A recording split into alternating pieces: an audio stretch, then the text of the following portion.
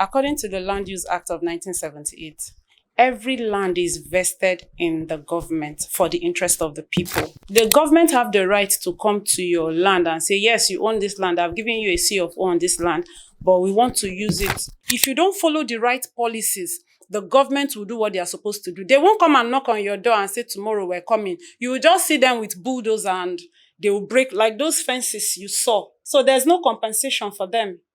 Because you did not, that was why I was saying due diligence. You did not do your due diligence. You didn't follow the right processes. There was a demolition that happened recently, I think beginning of this year or last year at Orchid Road. Those people built on waterways. It is not just enough to carry out a search if a property is under government acquisition or not. These are the things you have to search. If you start drawing your building plan right now, and I know as a realtor, I will sell it for you before you even put a block there. Because the market, we have a ready market. People in Nigeria here who don't have enough houses, the ones in diaspora want to buy somewhere they can retire to. The Chinese man that wants to come to Nigeria to do business wants to buy a house. If you employ a lawyer to go do search for you, he's still going to employ a surveyor. Exactly. Because it's not his field. His own field is to do documents. Now you buy. Yeah. So if you prefer to buy from Omonile, be sure that number one, you have money for court case. Number two, you have strength to fight. Because these are people, they have strength to fight. Or you have maybe one jazz somewhere. Because that is what they believe in. Sorry, I was listening to VDM 2 days ago. He said it was when he was in the EFCC custody that he even realized that he didn't have anything to himself. He said when they asked him to declare your assets. He said he declared his car, one 2006 model car like that. They say, other assets. Land, he said no land. House, no house. He said that was when he now knew that, I am useless. I don't have anything. And that's how a lot of people are. Real estate is something that you need to have patience. If you don't have patience, you can't go into real estate business. People that are looking for fast money can't go into real estate. I have a client who bought a land and we were told that in 6 months we will get allocation. 2 years, no allocation. And this client is in diaspora. I had to go to the office. I had to make sure. That is why till today, any company I'm selling for, I have to have a relationship with the MD. I should be able to walk into the MD's office, sit down and have a discussion with him or her. It was from that experience. I had to fight my way to the MD and told the MD, this thing you're doing is affecting my integrity. This person doesn't know you. The truth is we don't sell land, we sell our brands. It's not a product you're selling yourself. For any person to want to buy anything through me, that means the person has bought me already. So you're spoiling my brand.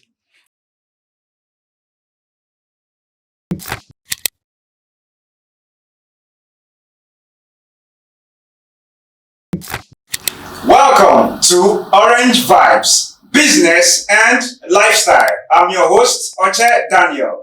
With me in the studio is my partner, Mr. Onoche Tony. It has been a wonderful time. Section upon section, we have never had a dulling moment in this show. And today is going to be mind-blowing. Mr. Tony has been everything for quite a time now. We have had guests upon guests, and every time it's moving from one energy to another energy. I'm telling you, it's been incredible. Like, it's been fantastic, starting for the past 3 weeks now, right? Yeah. We've been getting different kinds of people with different experiences, and our people have been learning. The audience out there have been learning a lot, and I'm so happy because we are getting feedback. And here we are for another episode, getting some different set of people with different experience. Okay, so if you're out there, please don't go nowhere. Stay tuned while we watch our new guests unveiling something powerful and fantastic. Thank you. Okay, today we're going to be talking about something very crucial, something very key. And we have lots of guests in the studio. We have two guests that are going to be pulling this for us. Wow. And before I introduce them, let me just quickly read out the topic we're going to be talking about. We're going to be talking about property valuation and pricing. We're using a case study of Ibejuleki, Lagos, Nigeria.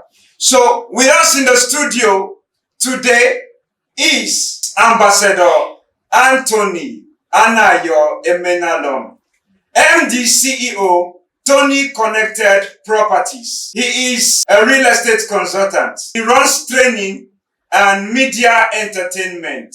Ladies and gentlemen, put your hands together as we welcome Mr. Tony Connected. Woo! My boss. Thank you, sir. Thank you for coming. You're welcome, sir. Okay.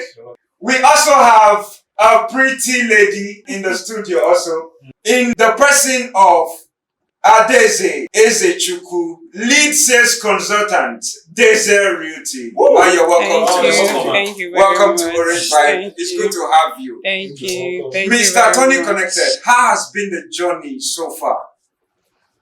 Well, thank you. It's a privilege to be with Orange Vibes. Thank you. And I'm really delighted to be here because I know a lot of youth out there really need to hear this. The real estate industry has been very, very exciting to me. It's like a part of my life right now. And a lot of people do real estate without even knowing it. For example, if you are a tenant, you are doing real estate because you are paying money to someone, and your landlord is also a real estate person without him knowing it. And I want to talk to the youths now. See, you can, start up any business, anything you know how to do more. As in, anything you know how to do. You can just, go into it, go for trainings, okay? Go, if you know someone that has made it in the kind of, maybe what you know, your talents, go close to that person. Know what that person does. Thank God, social media has, a lot of people use social media for different kind of things. So what you do is just go to that person's profile. What does this person do? How does he make his money? You go to his profile, check his status and all that. Then try to mimic him, try and get his number. Call him. I know a lot of people that with their small talents, today they have really, really, really made it in the real estate business. Okay, before now it's a process. Yes, it was, yes. It's a process and agent. I don't know, how long have you been into the real estate sector? Well, I actually studied arts in school. Okay. And then, just like as I was saying before, a friend of mine needed a house, so I met up with an agent, and I contacted the agent. The agent helped us to get the house. And after everything, the guy said, Tony, send me your account details. So I saw money. I said, wow. So it's not easy, So, and I went to him. I started talking about real estate. I started showing me the ropes and all that. And that was about 23 years ago. Wow. Yes, that was about 23 years ago. Wow. And then from there, I went into school, real estate school, and got certified, and today, it's a story, right? It's a story right now. It's a process, yes. It's quite a process, but the thing there is that I did what I like meeting people, and real estate is about meeting people. Exactly. Yeah. Yeah. Every day I talk to more than 10 people about real estate. Wow. Yes, I talk to people about real estate, and I make a lot of money from it. Deze Realty. Yes. It's a pleasure having you in the studio today. The pleasure is mine too. How's been the journey for you? How did you start? Wow. Okay. The journey has been interesting. Yeah. I had this schoolmate who I always saw. He was into real estate, and I'll see him, post pictures of him winning home appliances, winning trips and all of that. So when I relocated to Lagos, and I said, okay, like what Ambassador Connected said, from the agent that got my house for me, I was like, okay, this is something I can do because I've always been a business person. So I first started off with fashion designing, and I now reached out to that my friend who was always posting pictures and videos of him winning awards and the rest. I was like, okay, what do you think? Do you think I can do this? He said, Dad, you can do it. I've always known you as a business person from school and all. So I told him, okay, how do I start? He told me, you have to attend trainings. Because previous to that time, I think the only thing I knew in real estate was C of O, which is Certificate of Occupancy. If you even ask me the processes of getting it, I didn't know. So that was in 2018. So I started attending. Then after COVID, by then I had found my ground, but I wasn't making sales. I was just making little things on the side, and I was still doing my fashion business. So I remember early 2021, after COVID, I made my first big commission. Wow. Yes, I remember that day I was in my studio with my workers, and the alert came in and it was a bit below 1 million. And I was like, what? I was shocked because it didn't take me much. I just spoke to a friend and I was documenting my process. I was posting it on Facebook. I've had Facebook for a very long time. So one of my schoolmates saw me. I was like, Dad, this thing, I think you know what you're doing. Somebody wants this and wants that. And that was how I closed that deal. So from that day that I got that commission, I was like, if I can make this type of commission without doing much, to be honest, that day I told my workers, I said, see, everybody should go home. I need to go back to the drawing board, know if I really want to chase this fashion designing stuff, because as at that time, finances was issue for me. Yeah. So there was more work and little finance. So that was how I went back home. I thought about it and I shut down the fashion business and I faced real estate squarely. Like Ambassador Tony said, right now I breathe real estate. It is a lifestyle for me. Yeah, it's a lifestyle. There just has to be. There's no day. My cycle of friends knows. I can't talk 20 minutes. 20 minutes is much without talking about real estate. So that's how my journey has been. And it's been very rewarding. Oh my God. You deserve an accolade. Thank you. Okay, so this is incredible, honestly, because I'm sure there are some people out there that doesn't even have a job. They don't even have a business to do with what you just said now. Because I know that with zero capital, you can actually begin with real estate, you understand? So people are out there that, yes, zero capital, don't having anything. And The only thing that's is knowledge. just knowledge. Because I've had a lot of people tell me Exactly. they just saw somebody going to somewhere and they say they're making, they just jump. You have to. So they started learning about real estate in the process. Yeah. In the process. You just have to acquire knowledge. It took me more than 2 years. I started training from 2018. Anywhere I hear training, because it's something I don't know anything. I read microbiology in school. So I'm not even an art student. I don't know anything about it. But, with dedication and the passion, because I see people do it.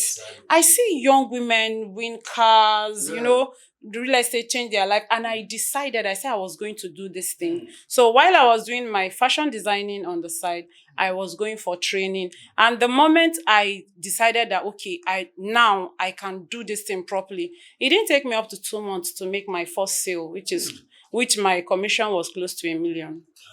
Yes. Okay, that means before you started, after you joined the real estate sector, it took you how long did it take you to do your first, to close your first deal?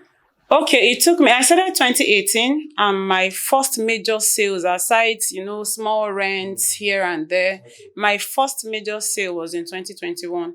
But that was because I wasn't pushing to sell when I started. Yeah. I was pushing to acquire knowledge. Exactly. I was just going to trainings, not talking to people, but I was going to training and then posting it on my social media handles so that the people following me will know that, okay, I am actually into this now. But the moment I felt okay, I was equipped well and I started prospecting and started marketing. It didn't take me up to 2 months before I closed my first deal. So from that time now up to now, I'm sure you guys have really got a lot of knowledge, so much exactly. So I feel there is this level of professionalism, right? Definitely. Yeah. So I want to ask. It's not a lifestyle. Exactly. It's not your lifestyle, exactly. So with this level of experience, you can now advise. You understand? You can now advise maybe a client or a prospect how that person can invest his or her hard-earned money, right? Yes. So exactly. So now I want to ask this question. Over to you, Ambassador Tony. Okay. Now in 2025, I want to believe that so many investors are very curious in making more money in real estate Exactly. because of the information you've had in the past. Because there was a lot of turnover as at last year. Okay, people that made a lot of money in the real estate. So it now triple more investors to want to invest in 2025. Okay, so how do you think they can make more money in 2025? Investors.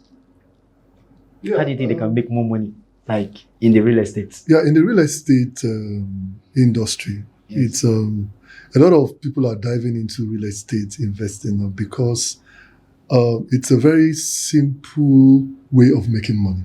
Okay. You can be a worker. You can be working somewhere and still do real estate. All you need to do is just get a consultant, a trustworthy consultant. Okay? Because over the years, as a realtor, I have built a solid name for myself. Integrity. People give you money, you do the right thing. Not they give you money, you now go and do another thing. Because I've seen some of my colleagues do that.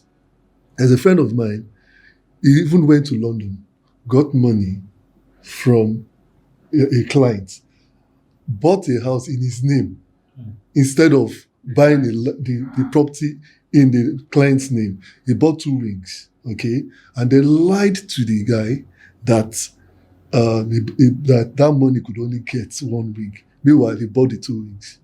So later, the guy got to know, and there was a lot of, so you need to really build integrity in this real estate industry so that tomorrow someone can even give you money. Like most of my developer friends, some of them, they don't even have a dime to their name, but they have sponsors, because real estate business is so vast that there are a lot of, avenues of, making money in real estate.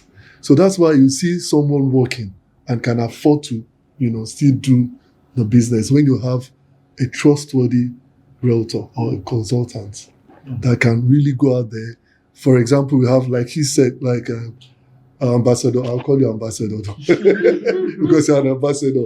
Like she said, Ambassador Daisy said that before she, went into real estate, that she only knew about CFO. That's certificate of occupancy. We have other, titles. Like we have, Gazette, Governor's Consent. No, Governor's Excision, that's what I want to say, because Governor's Consent is under CFO. Because a land cannot, 2 people cannot own a land bearing CFO. So like if you have a land now and it has a CFO, if I buy from you now, what I'm going to get is a governor's consent. You understand? Okay. Over to you, Miss Adeze. Okay, I want to ask her, what benefits can investors expect to gain from investing their hard-earned money In real estate. Wow. Okay. That's lovely. First of all, I'll start by saying that real estate is one of the investments that it is real. That is why it is called real estate. Exactly. You can feel it. This is a house. You either own this place or you're renting. Like Ambassador Tony said, somebody is making money off this house. It is real. If you're the owner of this house, you can decide tomorrow, I don't want this building again. I want to bring it down and do something else. You can decide to sell it. You can decide to use it to take loan. But you must reach all the requirements that are necessary for it. So real estate is one of the investments that you can never go wrong with it when you do it with due diligence. I mark that word, due diligence. You see, most investors have gotten their fingers beaten because they don't do due diligence. So it has caused a lot of fear in the mind of investors, especially when it comes to Lagos State. Because we all know that Lagos State is the economic hub of Nigeria, even Africa as a whole. So there's a whole lot of interest, and there's no economy without real estate. If you want to do, if maybe foreign expatriates are coming to build factories, we're talking about land. They'll have to buy land. They'll have to go through the processes. Lagos State will make revenue.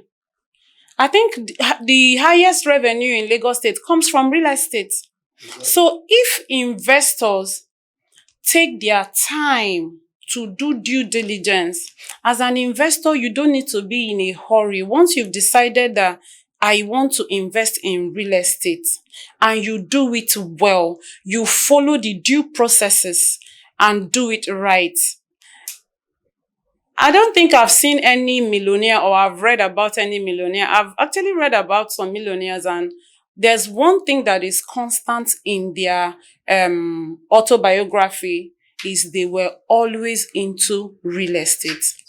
Because land is not something that is produced every day.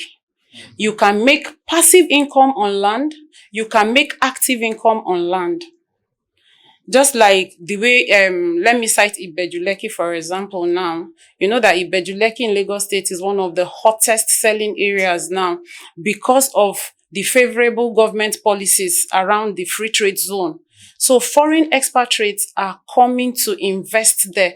Imagine somebody, let's say an investor right now buys a plot of land, maybe a 1,000 square meter plot of commercial land for maybe 50 million naira right now. A well-certified land. Because like I said earlier, I said you must do your due diligence. You see some investors say, I want to buy a commercial land at Ibeju-Lekki for 10 million naira. How? You will fall into the hands of scam. They will collect your money, and at the end of the day, you will lose your investment. And you see them, they'll say, oh, Lagos is scam, Lagos is scam. No, it's because you didn't do your due diligence well. So imagine an investor buying a plot of, say, commercial land for 50 million naira and is building maybe just a warehouse there where people can stock their goods. And maybe the person is making, maybe the person put it for every day for 500,000 or 300,000 or even as high as 1 million. Because in the next 5 years or even less, Ibeju-Lekki is going to blow up. So imagine making 500,000 every day of your life. This is how millionaires and billionaires have made their money. So that is why it is important for investors to invest in real estate. See Okoya, the owner of Eleganza. If you're going towards Ekpe, you will see his company. That property has been there for the past 20 years. These are investors. You have to be a visionary to be an investor. You have to see far ahead of you. So these are investors. This Okoya has been in Ekpe for the past 20 years before exactly. So imagine how much he's making there now. If he decides to sell that property right now, imagine how much he's making. So as an investor with foresight, it is very, very paramount to invest in real estate and invest in real estate wisely and with due diligence. You can't take that due diligence away. You I can't. think at first you need to have that foresight. Exactly. Because I have seen cases where some people seems to be very smart, but they don't have foresight. In a sense that I know most people may have the same opportunity that Okoya How did I they have meet? met someone. I don't want to. I can't mention his name because he's a very popular person. So a client that wanted to get a property, but this person is the person that will sponsor the property, took myself and my team to the man's office. And do you know what the man said? He said that, I don't want to mention the name of, okay, a certain person in politics called him way years ago and told him that Ekpe is about to blow up. This is like 20, 25, 30 years ago. Wow. And told him to indicate interest so that he will be one of the stakeholders from the government office. But he was looking down. You know, it was because by then it was Ikeja that was booming because of the airport and the rest, and he refused to take that offer, and he's regretting it today. So I was telling him, sir, it's still not late because Ekpe is not entirely sold out. He said no. With the level he is, he doesn't buy from, he wouldn't have bought from individuals or from company. He would have been allocated from Lagos State government. But because he didn't take it serious. So that's why I'm validating what you said, because a rugged investor, one of the qualities of a rugged investor, if I meet an investor, I listen to the way you talk. Exactly. If you're futuristic, yes. There are I've taken a client for inspection, and the place we couldn't cross, like the road was very bad that we couldn't cross. He came down and he was encouraging me. He said, no, don't worry about what you're seeing now. We're looking at 5 years to come, 10 years to come. And in my mind, I was so happy because I knew I had gotten a rugged investor. So like you said, an investor have to have foresight.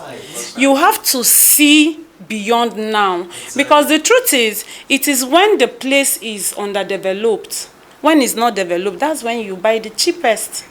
Exactly. Yes, that's when you buy the cheapest. I was listening to Dr. Emmanuel Olumide the other day, and he was saying that there are properties, there are land that he bought as low as 50,000 20 years ago. Now he can sell one of those plots of land for 10 million naira. He was talking about how much he has on ground.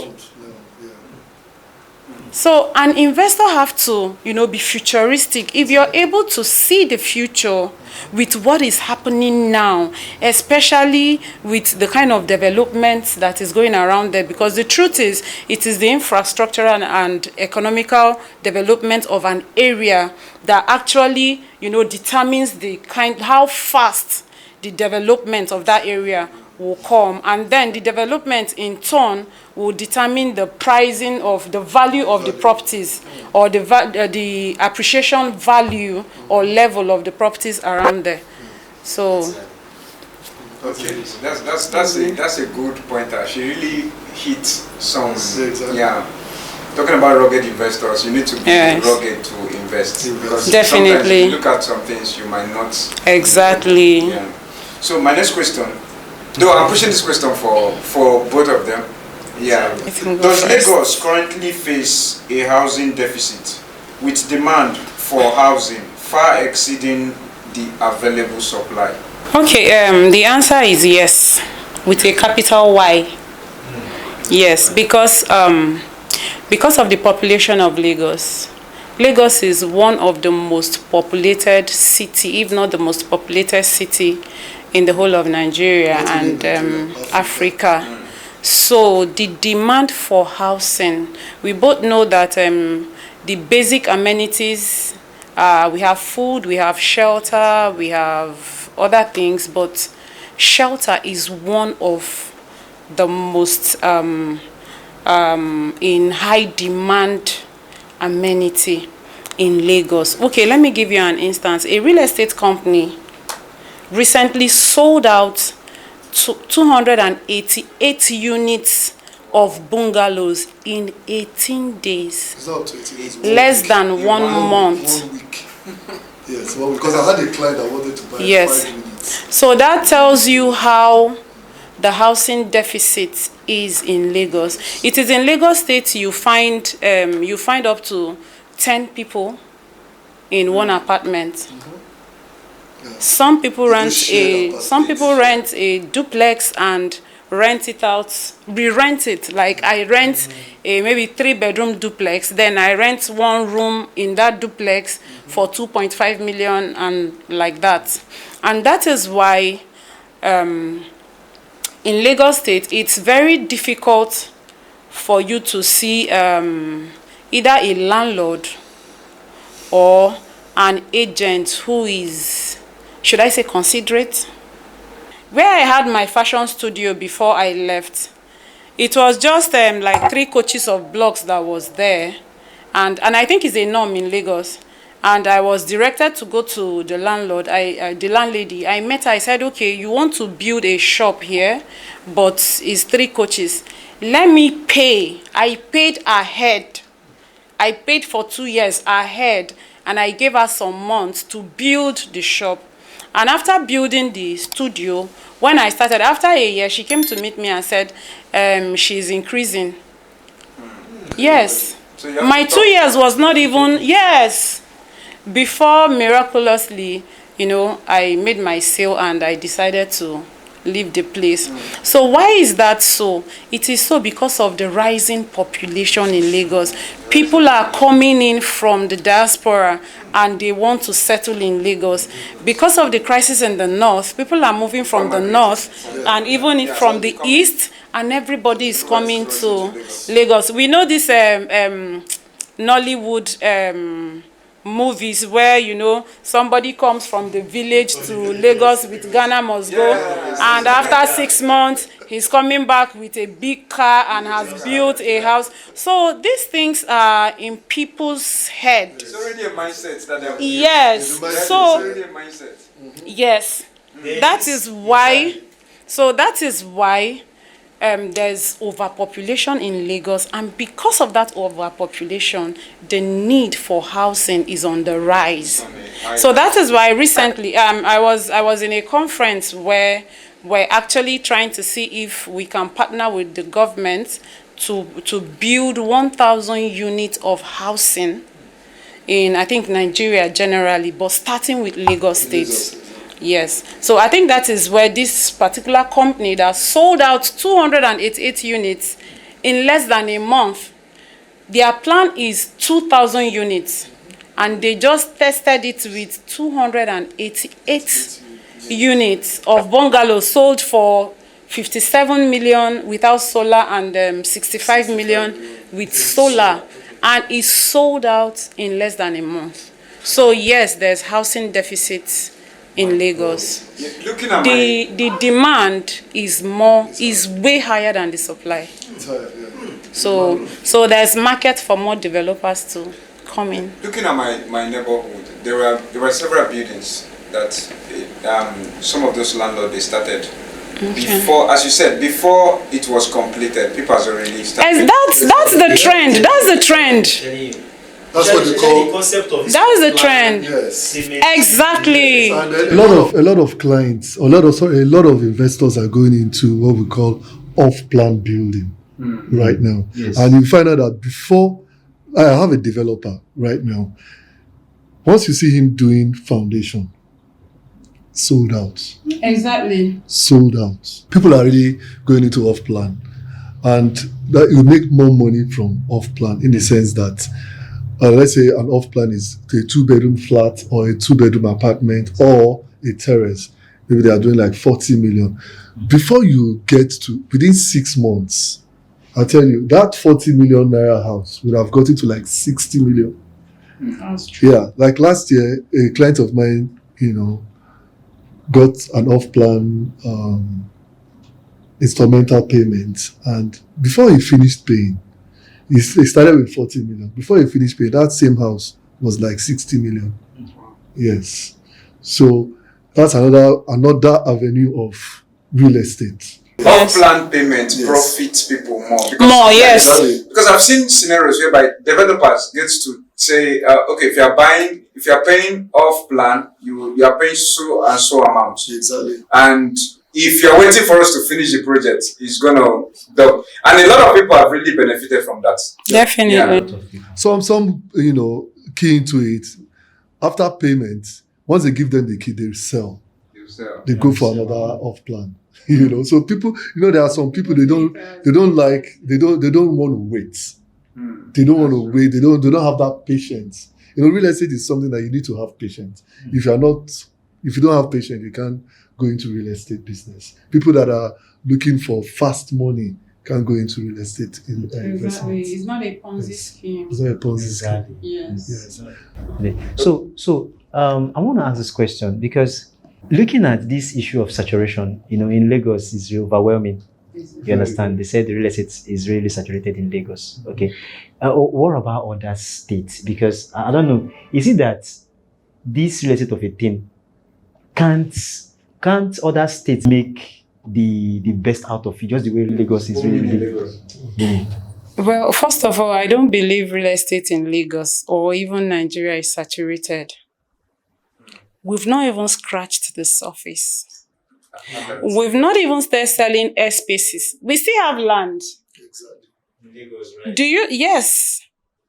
Do you know that abroad, they sell airspaces? The way this house is now, somebody will come and buy your roof, the airspace, and build on it. We've not even scratched the surface. The thing is that we don't have, I'm trying to be decent with what I want to say now. The thing is that we don't have good policies to put us in place. The market is not yet, we don't have good or solid structure yet. It's not saturated. It is not. And Africa, especially Nigeria, we're blessed with land. We're blessed with resources. It's just that the Lagos State is in the forefront of the economy of Nigeria. Lagos State is more exposed. So it's even if everybody in Lagos State become a real estate consultant in Nigeria, the sky is big enough for all of us to shine because we've not even started. So, but I understand that Lagos State is booming more than other states. Why? Because of the interest. Yes. And the infrastructures and things that has been put in place. Okay, for instance, this Ibejuleki we're talking about. Lagos State understand business when it comes to business, and that is why I love Lagos State so much. Lagos State understand that if we, get this area to be free trade zone means that you can do business there and not pay taxes as much as you're supposed to pay. They put very flexible government policies around there. So it's not just inviting local businesses like Ibejuleki. I don't know if you've noticed, you have the Dano Oil, you have the Kellogg's, you have a lot of industries there. Why? Because they've created a very conducive environment to run businesses. And we also have foreign expatriates. If you're driving from Eleko Junction to Dangote Refinery, you'll be seeing signposts written in different languages. You see Chinese, see, those are foreign expatriates. Lagos State have done that. And I think recently I heard Enugu State too. There's a place where they have free trade zone of recent in Enugu State. That's a way of inviting, foreign and local expatriates that's the way of encouraging industrialization. That's the way of encouraging local manufacturers and producers too. So that's why it's like Lagos State is in the forefront. So it's not as if it's saturated. It's not. It will become saturated by the time I will start selling airspace. So in other words, there's still thousands of opportunities. We've not scratched the surface. We're just starting. We just talked about housing deficit in Lagos State. We've not even met. It will be saturated when maybe you come to this area and you have like 1,000 free houses. Right now, if you start drawing your building plan right now, and I know as a realtor, I will sell it for you before you even put a block there. Because the market, we have a ready market. We have a ready market. People in Nigeria here who don't have enough houses, the ones in diaspora want to buy somewhere they can retire to. The Chinese man that wants to come to Nigeria to do business wants to buy a house. He wants to buy a company where he can run his business. The Indian man, the American, because Nigeria is promising. We have a lot going on in this country. So it's not saturated. Wow, Yes. it's a nice, like, if you listen to this, you know that Daisy Realty is really vast in what she's saying, and she's really inclined, Thank you. knowing her, should I say, knowing an onion. Yeah, yeah, she's really inclined, because you.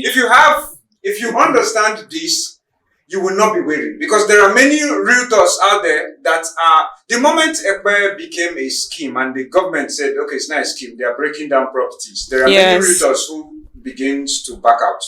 Like, they are tired, because they are already used to land.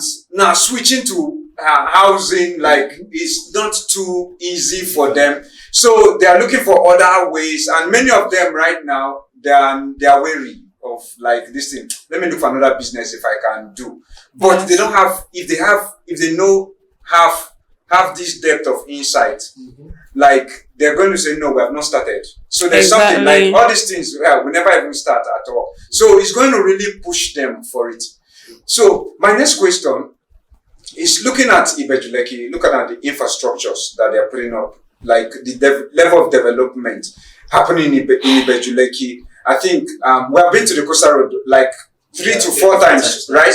Yeah, so, there's massive work happening, and they are already. I think they've already completed a particular phase of the Coastal Road. Yes. Apart from that place, you see there are lots of development, like growing, like many things. We're even expecting commissioning of the road very soon. Yeah, I think 30 to 40 meters, or yes, something there about. I'm not very sure, but the commissioning is in this month. We're expecting it soon. Okay, so my question is, like, what are the factors influencing this growth in Ibejuleki? What are the factors? I wanted to say 3 factors, but I don't want to put a number to it, because I know there are multiple factors. A lot of factors. Yeah, there are multiple factors. Some of the factors are the infrastructures, like we said earlier on, the international airports, Dangote refineries, Dano, like she mentioned. And then you see this coastal road. It's coming from VI straight to Calabar. And going straight to Calabar means that it's going to pass through a lot of states. Connectivity. Accessibility. So this traffic of a thing is going to go less, and then I believe that this air traveling too, will minimize. I think things will start going down, especially on transportation. And it will be easy. So like you are staying in Calabar, you want to come to Lagos and go back to Calabar, it'll be possible. You understand? It will be possible, because there's going to be a railroad as well, a train road. Yeah, the light train. It's going to be there. So that's why a lot of people, a lot of investors are coming here now because of these infrastructures coming up. So what's the reason why they are inflating prices in most of those properties around there? No, it's not inflating. Well, you see, the inflation is not to do with the infrastructure. It's got to do with what's happening here in Nigeria right now. Not only in Lagos, it's everywhere. The dollar, things are going up. So, and so many, Okay, because I feel since development is springing up over there, I just feel that most families, you understand, developers are taking advantage of it because of the massive development going on over there.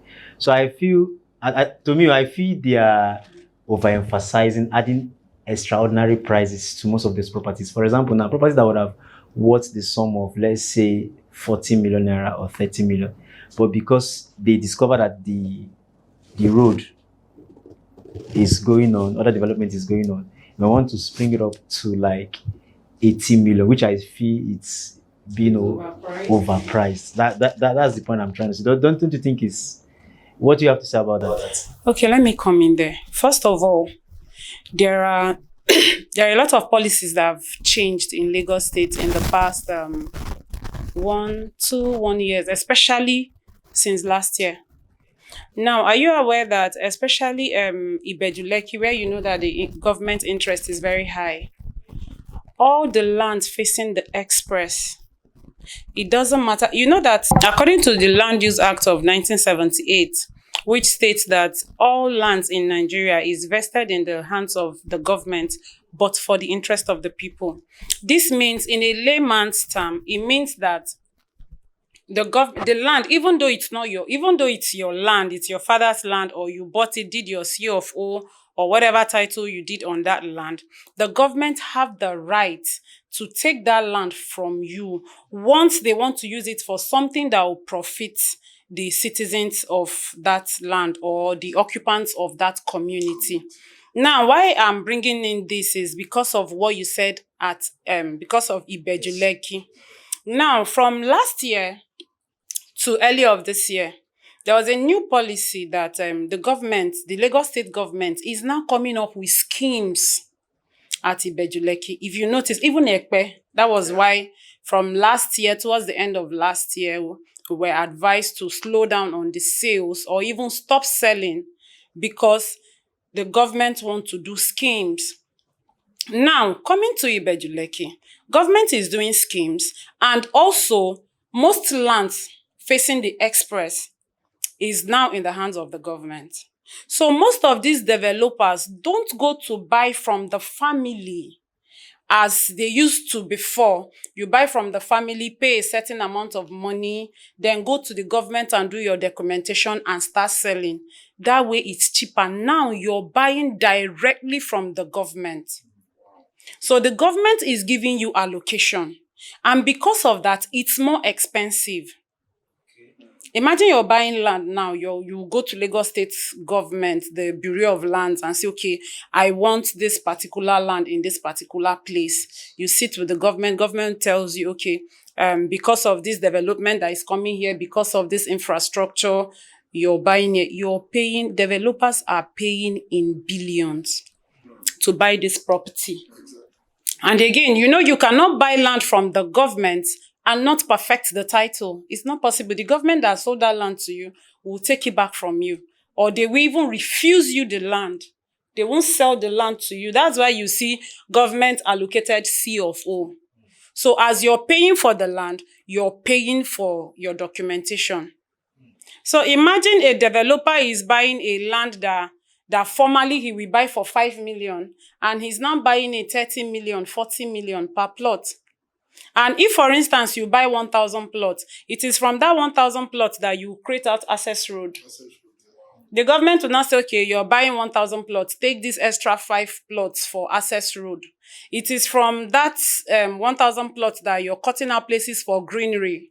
If it's a residential, do you understand? Your gatehouse, all those things. So that is why the prices of land in these prime locations are shooting up high. Most of them, let me not say all, most of them are not overpriced. It's just because the norm has changed.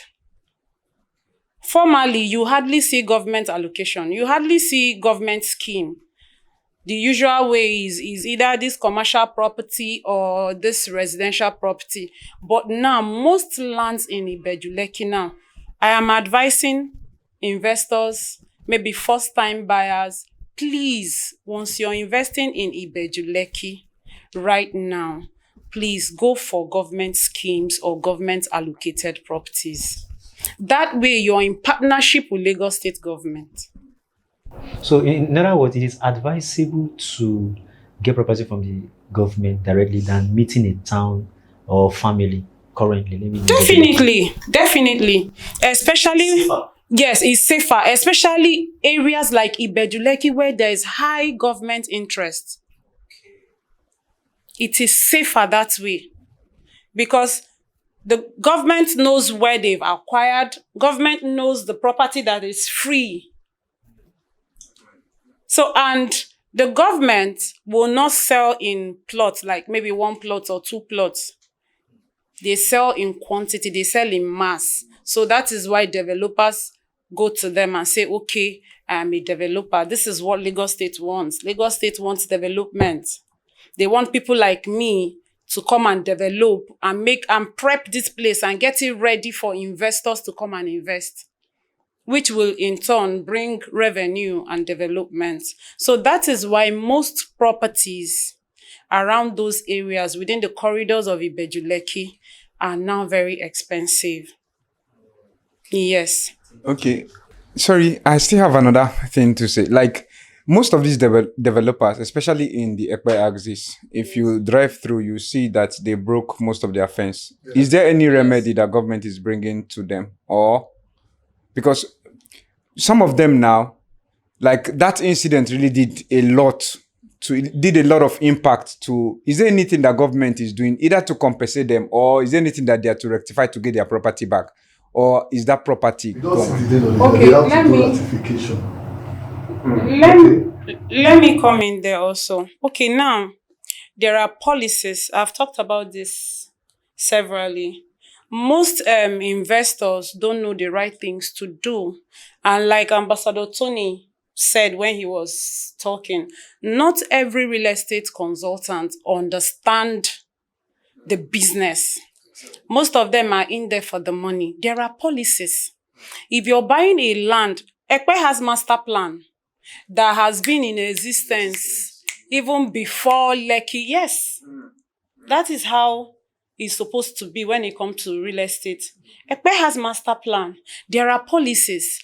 If you're buying a land in Ekpe, or you bought a land and you want to build, there is something called setback.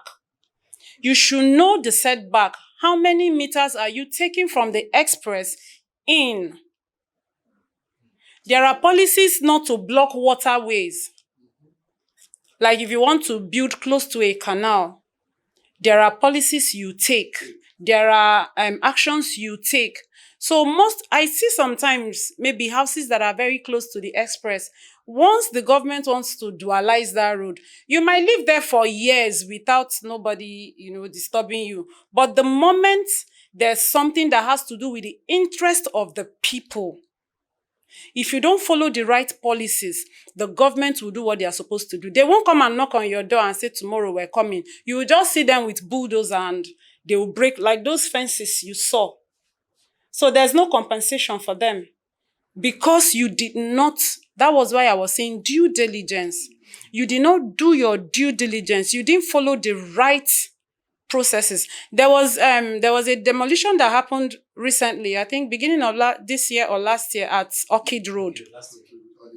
Those people built on waterways. It is not just enough to carry out a search if a property is under government acquisition or not. These are the things you have to search. Is it blocking a waterway? Is it somewhere that is allocated for something? Do you get? So that's why when people say a government will just come and break your house because you're this tribe or that tribe, I laugh. It is people that really don't understand this business. Do you know that before you build, before you even fence, there's something called fencing approval? Just like as we have building approval. Exactly. At every level, there's a standard. There's a standard, especially now that Lagos State is fighting to build Lagos as a mega city. There's a standard. Any person that wants to build at Ekpe now, the time have passed. If you watch, you will see the transition, you will see the difference from the kind of houses you find in the mainland to the houses you find on the mainland, because Lagos State is more intentional. You know, the island is more of a new developing area. That's why it is called the New Lagos. So they are more intentional. There's a master plan. So before you build, you make all those inquiries, make your researches, because the day Lagos State will come, like people that I have seen a survey. Somebody has given me a document of a property he wants to sell. And on the survey is boldly written there, government acquisition. Is bold, you see GOT dot then AQCS. It's boldly written there. And when I saw it, I said, sir, but are you not seeing that this is government acquisition? He said he didn't know what it meant. You should have asked. And I told him, I said, I can decide to sell this property for you. But the person that is buying it from you, it might be in the next 20 years or 30. One day, a new government will come and want to sanitize that area and your building will be brought down. So for those people that have had their buildings either brought down completely or part of it, that's when they bring out part of the building. Most times is setback issues. Maybe they want to dualize the road. You didn't take enough setback. They will cut the building they will measure how many setback you're supposed to take. For instance, if it's 90 meters or 100 meters, they will measure it from the express to where it stops and they will cut it down. Didn't that reflect on their survey before they start putting those fence? Didn't that reflect before? No. You only have these informations if you go to maybe Bureau of Land at Alausa, or you have a real estate consultant that is deep into it. That maybe when you want to build, the person will tell you, you will have somebody that, most engineers don't even know this. Most architects, some of them just know, okay.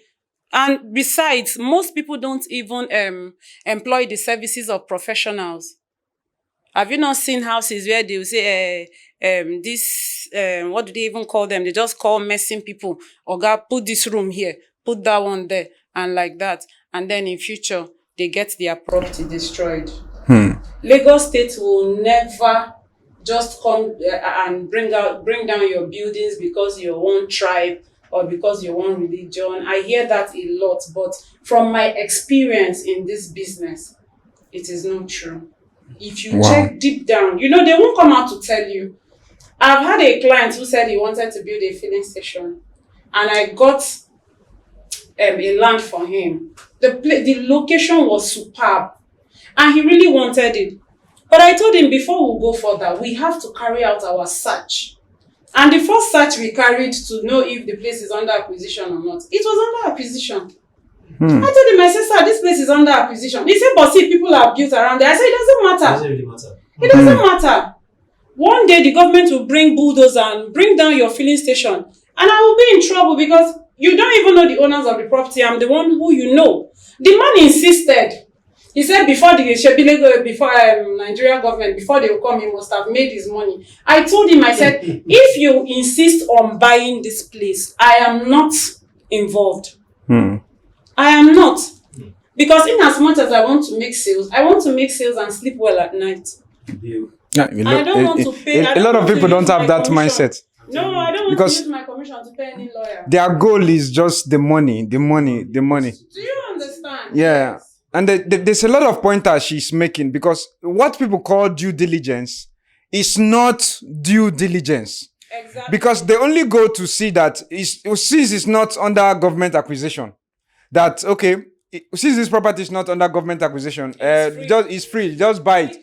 And they will come and you see a lot of developers, they'll be saying, okay, this land is okay, this land is this land is that. But that property there are some little things that like this one you just mentioned now, that if the property, the meter from the road, if it's not, so a lot of they didn't see that coming. Because I know many investors will be scared by now, looking at, okay, they have demolished the property, meaning that government has collected the property.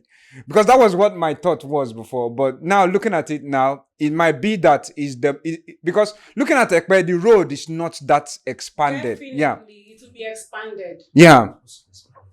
So there's a particular setback that is required of every investor developer to take. So if you don't take that required setback, when they are ready for developing, they will definitely come for you.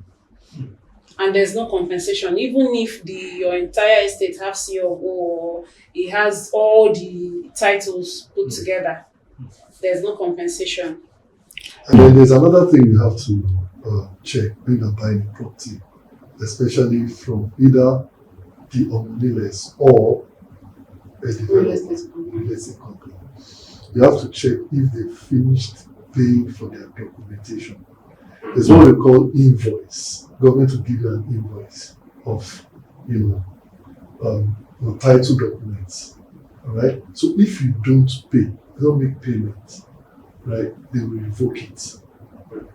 Just like there was a property I missed 10 years ago in Ibekileki. Government had already given those homeowners, the excision, whatever, the title. But they didn't go and make payment. So they had to revoke it. So they were selling with the old document they have. So when my client now went to Alausa to check, as in he got a surveyor. Lawyers, some people make mistakes. Lawyers are not in charge of going for search. Wow. Lawyers are not. Yes, lawyers are not. Yes, it's not their job. If you employ a lawyer to go do search for you, he's still going to employ a surveyor. Exactly. Because it's not his field. His own field is to do documents. Now you buy. Lawyer. Agreement. Exactly. So that's the job of a lawyer. Okay. There are a lot of people some people will tell you, I had someone talking about this some years back, that he told somebody about Ekpe, the property to buy from a company, and the person say, it's a company in two course. I prefer money there. Say if he meets people where they the area, like they are gonna give it to him like at a very cheaper rate. Exactly. And that has caused a lot of issues. So he's right. On a more serious note, he's right. The money that will give you at a cheaper amount, okay? But don't come there in the next maybe even 5 months. If you come back there, you've given it to someone else. Well, that's the difference. Selling cheap for another person. So that's the difference between buying from a real estate company. Because a real estate company, you buy that your land, that your property. Once they allocate you, that your land can be there for 5 years. Nobody touches it. But if it's from a Omonile, just 5 months. I say 5 months. If you don't go there, sorry is your name. You will go and allocate another land. You understand? So that's why you should buy from a real estate company. And let me add this. Another importance is that the real estate company, most credible real estate company, do their due diligence before buying. So they've done all the dirty works for you. Omonile will sell government acquisited land, government committed land. There's a difference between acquisited and committed. Committed is like this place now. They want to build the international airport that has already been mapped out and said we want international airports there. Is committed. Acquisited is easier because government will just say, okay, Ekpe is developing. Leave this area for us. Maybe in Ekpe they will say, okay, leave a particular community in case we need it. That's government acquisited. So tomorrow they might not use it for what they want to use and they will sell. So if you buy government acquisition, there's every chances of ratification. When they don't use it, they'll say, okay, come to us, let's talk. We actually kept this land for this, but we didn't use it. And because you've bought and developed on it, okay, pay us this amount. And we'll leave it for you. That's ratification.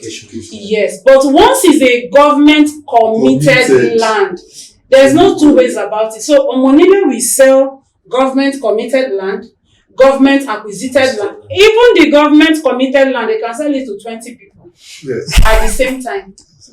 So if you prefer to buy from Omonile, be sure that number one, you have money for court case.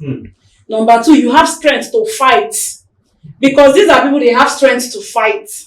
Or you have maybe one jazz somewhere. Because that is what they believe in. So why go through all of that stress? Is it not better? Even if it's a quarter plot, you can get genuinely. You buy it and know that this is my own, even in the next 15 years. And like as I said, Lagos State is a place that have high interest. A land that is committed, a land that is free today can be committed tomorrow. Even with your CFO, government can come out and say, okay, we want to dualize this road. Okay, we need this extra space, or we want to build this here. Government will call you, come and sit down with us. The value of your property, the value of the property around this area is, okay, maybe 50 million. We are offering you 70 million. You can decide to say, okay, this is my father's inheritance, whatever. I'm not collecting 70 million. I am collecting 200 million. At the end of the day, government will yield to you. Because you did your due diligence, you did the proper title. That is why any real estate company with integrity don't just buy land, they go ahead to perfect their titles. So if any problem comes up tomorrow, you don't even need to go to the government. You just go to the company. Oga, what happened? Where is my land? So if they can't rectify the problem of that land, they reallocate you to another place. But with your money, like, where will you see them? When they've used the money to do one and the money is sorry.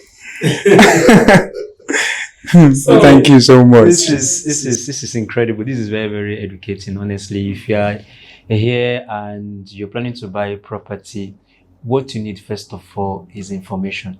You need a proper information. I need a platform where you need to, learn this so you know the right step to take. Okay.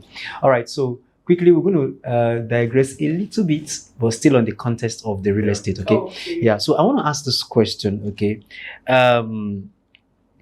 As a real estate professional, what are the effective ways to showcase your portfolio to a potential client?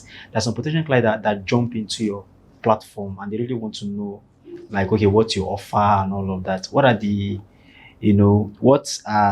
effective ways to showcase your portfolio? Do you have like a direct price, or you have different packages, so you have different prices for each of your properties, or how are you going to before you go into pricing or whatever, we need to know first the location of your interests, where you want to buy. All right, and then the second thing is, because there are some clients or some investors that are not even in Nigeria. So I think the second thing is to do a video. Do a physical video, not just a video that you got from social media. So I think video making, you have to go and make your videos. It's going to be part of your portfolio. One of your portfolios you need to have as a realtor. Then you can also do a video call with the client while you are on the land or on the house and show him, okay, this is what you are buying. You get, and the rest is history. Then you now talk about the price, how much it's going for. And then if the client doesn't really want to pay that amount, you take him to another cheaper place for him or her to see. Okay. Yes. Because I've sold properties without even the clients coming to see the place. I just show him a video of me being there. Or a video of, the house or something. Okay. So payment. Then with that, your integrity, like you have a portfolio already. Anytime they go to your social media, they see you. Because I've sold a land to someone. He lives in Texas, and he has been following my Facebook page for over 1 year. So he called me one night and asked me. I saw me post a land in Owerri, but what he wants is to buy and build, because most of the lands, sometimes I showcase is buy investment lands. So he said he wanted a buy and build land. So I had to go out my way and then search for this buy and build land. Showed it to him and he made payments. Now, there was a controversy that came up.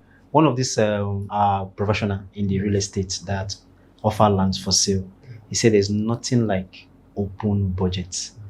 That, if anyone that is ready to want to buy that property should be able to know how much he or she is, capable of buying. So I want to know, how effective is that? Yes, like I told you, I've been into this industry for a long time, years and all that. I've met clients that they even tell you their budget is so and so. And at the end of the day, nothing. They will not even buy. You understand? And I've seen clients that they will tell you, that they have open budget. Reason is because, for example, now the client stays in the mainland and he wants to buy a property here. He doesn't know how much they are selling the property in Awea, for example. He doesn't know. So by the time he tells you his budget is 40 million naira, and what they are selling in Awea is 30 million naira, some agents will take advantage of him and tell you that land is 40 million naira. So sometimes some of them will tell you it's open budget. They don't know how much. So if a client tells you, okay, even in Festac, I've sold a property to a client in Festac. It was my direct brief. I was working with the owner. The owner doesn't even know how much it sells. You understand? He was asking me. I've seen a case whereby someone will just walk into my office and start asking me, please, I want to buy a 2-bedroom. I don't know how much they sell. You now tell him, this is how much they are selling. Then sometimes you tell, okay, the one with tiles, the one that is renovated is maybe 10 million, for example. The one that is not renovated is 8 million. You understand? So what you will now do is that you will not tell, okay, I want to sell my own house type, and now will be like 11 million. They will tell you the price. Now, a client that wants to buy a 2-bedroom, for example, now, right? And maybe he has 10 million naira. And the property you want to show him is 8 million naira. He tells you it's 10 million naira. The agent, the client will tell you what he has is 10 million naira. That's what most of us want to hear. Most of all these agents want to hear. I have 10 million naira, right? Now, the agent has a property that is 8 million. Because you have told him you have 10 million naira, you will now go and meet the owner and tell you, Oga, your house is 8 million naira. Me, I dey sell 10 million naira, so you will give me 2 million naira. Some of these clients they've duped like that. Okay. You understand? So that's why some people will tell you it's an open budget. So I don't agree with somebody that will tell me that if a client says it's open budget, it's not serious. It's serious. I've sold the property I sold last year, December. The client works, okay, he doesn't even have time to start going up and down looking for a house or something. So he called me and said, come, Tony, I want to buy a duplex, a 3-bedroom or 4-bedroom duplex. Me, myself, I didn't know how much they were selling at that particular place. I had to go there, make my inquiries. Then he now came, saw the place, and paid payments. But he didn't give me a budget. He didn't give me a budget. So if I looked at him that this one, I'll lose that client. So I believe in open budgets. Yes. Okay. I've sold more than 10 properties on open budgets. I have. Okay. So what's your take? Let's get our Okay, yeah.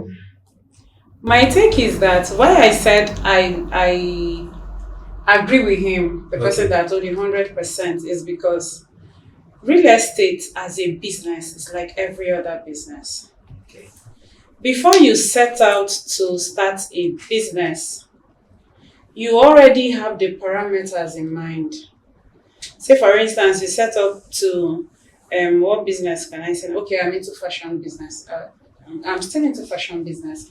If I want to open a fashion studio, I already have in mind that, okay, this is the location I want.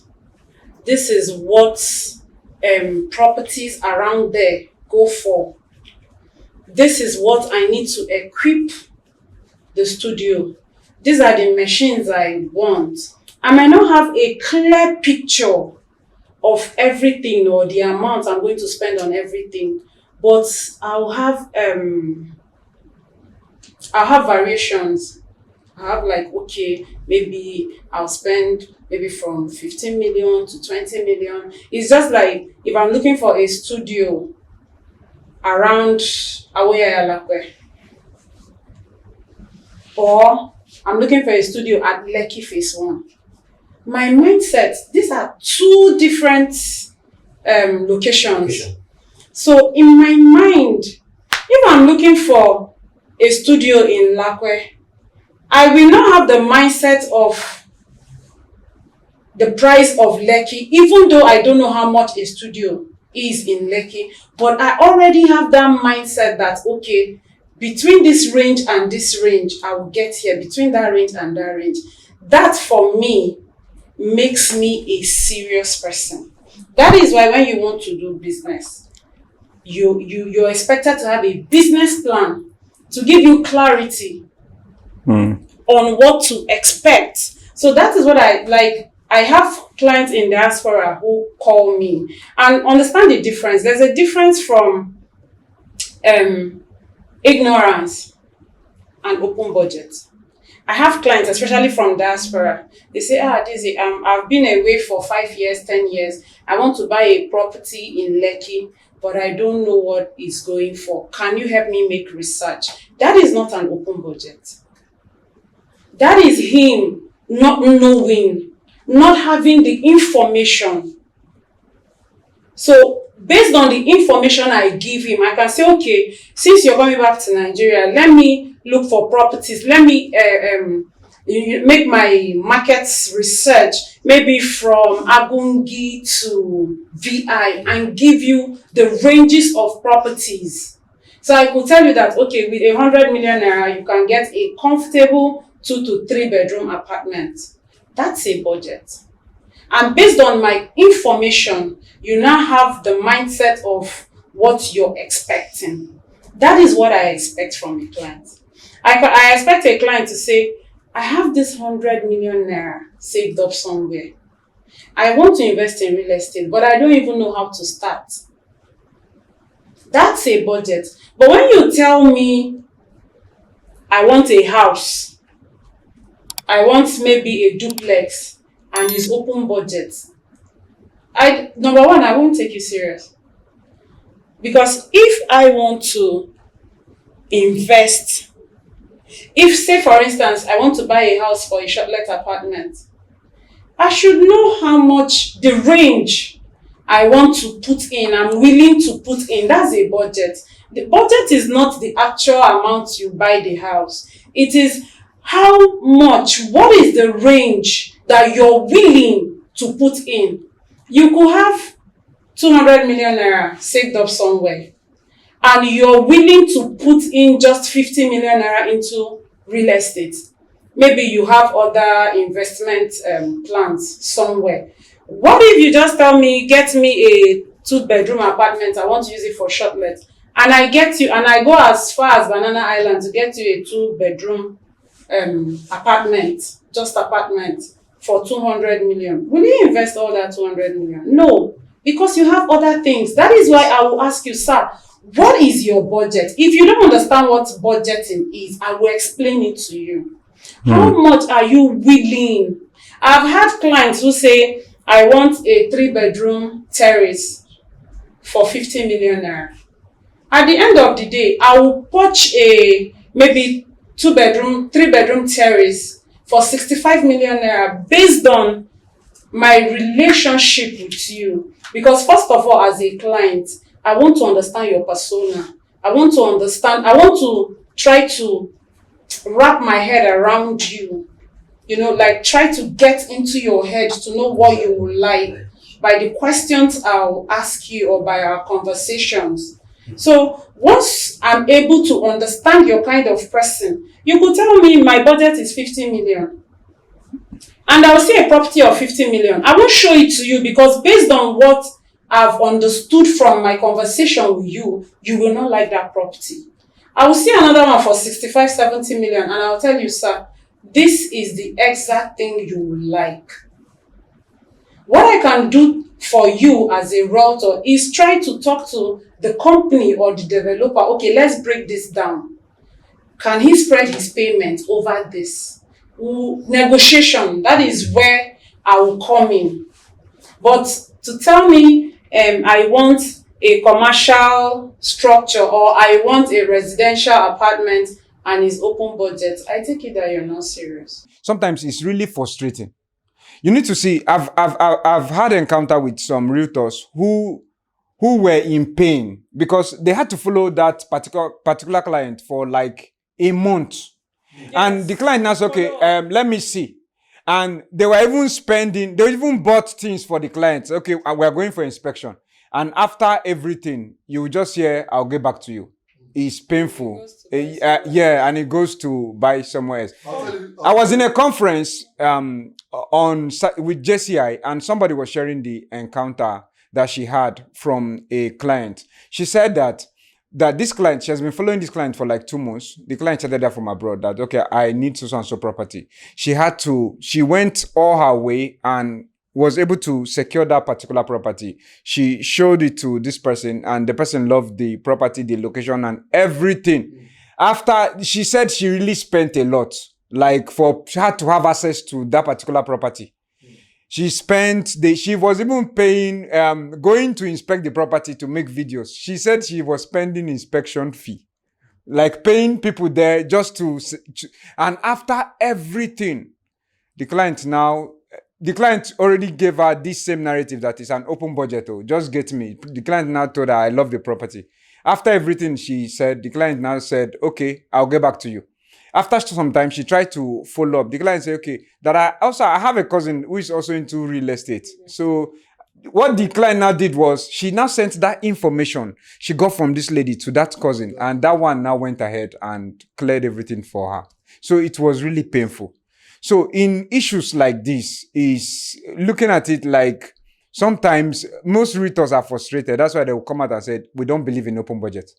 Tell us the amount, because you must know the amount you want to spend on that property. For me, it's not even a matter of experience or frustration. I see it. You can't be business minded and you just want to do things anyhow. If you reach out to me as a client, once you tell me it's an open budget, I see you as you're not a serious person. You cannot, because yes, that's my belief. It's based on different experience. Yes, no, it's not even an experience. If I want to start a business, deep in my mind, I know how much I have. I should have a mindset. I should have an idea of how even Dangote will not come out and say open budget. He's a business. It's all about, for me, client, I am not an agent. I'm a professional real estate consultant. It's more of relationship for me. If you're my client, you will never feel that I am after my commission. You will never feel that atmosphere around you. If you're my client, what you will feel is, I want to help you solve a problem. So I'm big on mindset. I cannot, for instance, I want to buy a shoe. I decide that, okay, I'm going to the market to buy a shoe. I cannot just have open mind that there are designer shoes that are going for $1,000. If you leave me, I want to wear that designer shoe. But I can't afford it at that moment. So if I'm going to the market to buy a shoe, I have a range in mind that, okay, I'm going to buy a shoe of maybe from 30,000 to 50,000 naira. If I go to the market and see something of maybe 55, it's still around my budget. I can afford it. But I can't just say, I'm going to maybe Ikota shopping complex. Let me go and buy shoe. And I enter a designer shop. And I'm seeing shoes of 500,000, 300,000, 1 million, 1 point. It's a waste of time. If I enter there, I will stress the sales girl who is there, who is like me, who is a real estate consultant. So I don't want you to stress me. I don't want you to waste my time. I profile you. If you're my client, the moment I get your contact, I search for you everywhere. I profile you. I try to know, how is your nightlife like? What do you like? What do you not like? Are you a family person? I try to understand how you think, because that is the only way I can bring the properties. There are properties that are for luxury.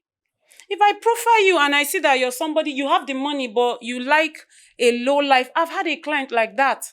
He has this money, but he told me, Adize, what is the point? If I buy all these properties, tomorrow my children will start fighting each other. Okay, imagine the client is giving me open budget and I'm bringing luxurious properties to him with this kind of mindset. Do you understand? That kind of person, you take him to Ekpa and say, okay, sir, Oya, buy 1 acre for your children. Buy land of 2 million. Buy this 1 acre, this one. That way, they will not fight. I can't take him to Banana Island or Lekki to say, come and buy a product of 1 point something billion. So for me, it's the mindset. If you tell me you have an open budget, I see you as you don't even know where you're going, especially if you're not a first-time buyer. If you're just starting up and say, I don't even know my left from my right. I don't know which property to start from. That is where I'll start asking you questions. Okay, how much do you think you can spare now? How much is it that if you lose this money now, you won't feel pain? And maybe you tell me 50 million naira. Okay, let me get you a property within that range because you're just starting. So for me, it's just... Thank you very much. I think as a professional in real estate business, all clients cannot be the same. They don't have the same mindset. You know, there's a way you tell me I'm stupid, I will laugh at you. Exactly. And there's a way you tell me I'm stupid, I will fight you. Do you get? So I think some people or some clients that will come and tell you I have an open budget. To me, I don't put negativity into it. Because from what you are saying, once a client tells you I have an open budget, you now totally think that person is not serious. But as a professional, you're not supposed to think that way. As a professional, you are not, except maybe you are just starting real estate. Because in this business, or in any business at all, you will meet different kinds of people. They have different kinds of language. And some of the people that tell you open budget, some of them are the most serious clients. Most of them that I've gotten, they are the most serious clients I've ever had dealing with. Most of the people that tell me open budget, I'm telling you. But you see those ones, I will tell you, this is my budget. Those ones are the ones that will stress you. I am telling you the basic truth. Those are the ones that will stress you the more. And you might be right, but from my experience... You understand? So what I do is that if you come with an open budget, as a professional, what I'll do is, I will show you what I have. First of all, I'll ask you which areas do you want. Okay? You tell me the areas you want. And in that same area, mind you, in that same area, for example, you have a property of 10 million, you have a property of 15 million, you have a property of 20 million in that same area. So I'll give you all these things. So from there, you now choose the one you want. So from there, if you now start telling me the one of 10 million, can they take 9 million? I'll tell you, okay, let me ask. Or let's go and inspect. So when we get there, you can price yourself. My own is giving my commission. Because I've had the case whereby one of my colleagues brought a client, his own client, and we went for the property, you know, at the end of the day. And I was telling him, I didn't owe this man our commission. Because that is what I'm working for. I'm not in the one of those that load, as in markup. A property will be going for 10 million, I'll tell the person 15 million. I'm not in that category. I'll tell you, look, tell your client what I am in for, what I'm working for is my commission. I will take you to meet the owner. The owner accepts what you are buying. My 5% or my 10% or my 15% is in what you are paying. That is what you are paying me. You understand? So I'll take you there. If you price well, fine. If the owners accept, my commission. Immediately after paying, you have to pay my commission. Because I get go crazy. You understand? Ambassador. See, all this open budget, no open budget, to me is nothing. Me, I'll do the same thing. I'm not like you because I know the onions. I know the way agents mark up money. So I will never tell you, if I, for example, I have 10 million and I want to buy a property. I have 10 million and I'll tell you I have 10 million. I will tell you. Nobody does. The truth is, clients don't tell you the real amount. But see, budgeting is not about how much you're buying that property. Why we're asking budget, we want to enter into your mind. We want to know how much are you willing, what's the range? If you tell me, if a client tells me my budget is 50 million, in my mind, I know that this person can go as high as 70 million. Because I'm not expecting you to tell me the exact amount. And most clients come down so that they don't want you to see them as except luxury. I've gotten a client that said, I wanted a property of, I think, 100 million and I got something of 110. And he said, no, this is below standard. Go up and get me what I want. And at first, he told you that. Yes. Yes. There are clients like that. Is it advisable to know the use, like some people buy, especially those in diaspora, they want to buy a landed property and maybe they just know that real estate is booming and they are just calling, okay, I need a property. I'm hearing Ibejuleki. Sometimes, is it okay to know what the client needs it for while conversing with the client? Yes. Because some people, they just, okay, we have this one, they have that one, they don't really go in detail to know if the clients really need that particular property.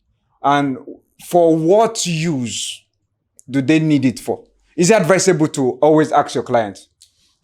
Yes, it is very, very advisable to ask your client what the use of the property is for. First of all, you need to make friends with your clients. And making friends with your clients will make you know the kind of person he is or she is and what her likes or his likes are. Then some people want to buy a property for, land investment or house investment. They buy a property now, they wait for like 2-3 years and they resell. You understand? So you need to ask your client, is that what you want to do, or you want to live there, or you want to build? So you can now advise him or her where to go to or locations the person should go for. So it's very important to ask. Thank you. Okay, let me cite. Okay. Let me cite a case that I witnessed not long ago. So this client calls up this realtor and say, "Oh, I have this particular amount of money I want to invest," and the realtor, like I said in the beginning, it's very, very important as a realtor for you to seek knowledge and information, especially in a field where you didn't study it in school, you just dived into it. And this realtor takes the client is actually in diaspora, and this realtor helps the client to buy a parcel of land at Ekpe. This was 3 years ago. Then last year, the client says, I want to sell my property. And we all know that Ekpe is still in the primary market. Ekpe has not matured to secondary market. So whoever is trying to sell secondary market in Ekpe now is very difficult to find. Because you cannot want to sell, maybe you want to sell a land for 7 million naira, while real estate companies are still selling 3 million. And the woman that has bought 3 years ago is expecting that as at that last year, the price, the land must have appreciated. And the realtor must have been giving her information that, okay, it has gone up from 1.5 to 2 million to 3 million. And the woman wanted to sell. And the realtor came to me and he brought up issues. So out of that experience, I made a video about it. There are 2 types of land investment. We have the long-term land investment and short-term. As a real estate consultant, the first question I ask you once you call my number and say, oh, I saw this your video here, or I saw this your information, or this person referred me to you, or I want to invest. I ask you, sir, ma, what kind of investment? What kind of real estate investment do you want to do? Is it a short-term real estate investment? Is it long-term? When we talk about long-term, that includes the land banking, where you can buy, that's where Ekpe falls under, where you can buy land and leave it for a long time. Just forget about it there. Or you do, little things like farming or whatever on it before it matures. Then we have the short term, which is land flipping.